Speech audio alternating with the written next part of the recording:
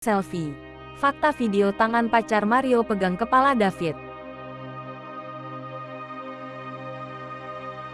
Pacar Mario Dandi Satrio buka suara pasca disebut-sebut terlibat penganiayaan terhadap David. Gadis berinisial AG tersebut dianggap biang kerok terjadinya penganiayaan yang dilakukan Mario terhadap David. Tak hanya itu, juga beredar foto selfie AG di dekat tubuh David usai dianiaya oleh Mario. Akhirnya, kubu AG angkat bicara terkait pemberitaan yang terkesan menyudutkan siswi tersebut. Kuasa hukum AG, Mangata Toding Alo, membantah kabar keterlibatan kliennya dalam merencanakan tindak kekerasan terhadap David. Sebelum mereka bertemu David, AG berulang kali mengingatkan Mario untuk tidak melakukan kekerasan. Saat itu, Mario disebutkan mendapat kabar bahwa pacarnya menerima perlakuan tidak menyenangkan dari David. Meski sudah diingatkan, Mario tetap melancarkan aksinya. Menurut Mangata, AG hanya bisa terdiam menyaksikan peristiwa tersebut karena syok. Mangata menepis isu yang menyebut AG saat itu bersuah foto setelah korban dianiaya. AG justru dengan rasa kemanusiaan,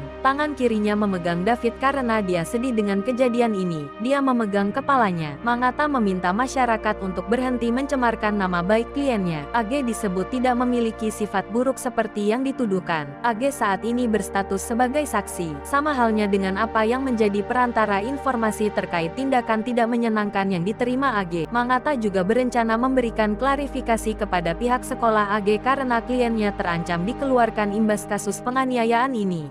Mario saat ini telah ditetapkan sebagai tersangka. Mario dijerat pasal 76C junto pasal 80 UU nomor 35 tahun 2014 tentang perlindungan anak subsidiar pasal 351 ayat 2 KUHP.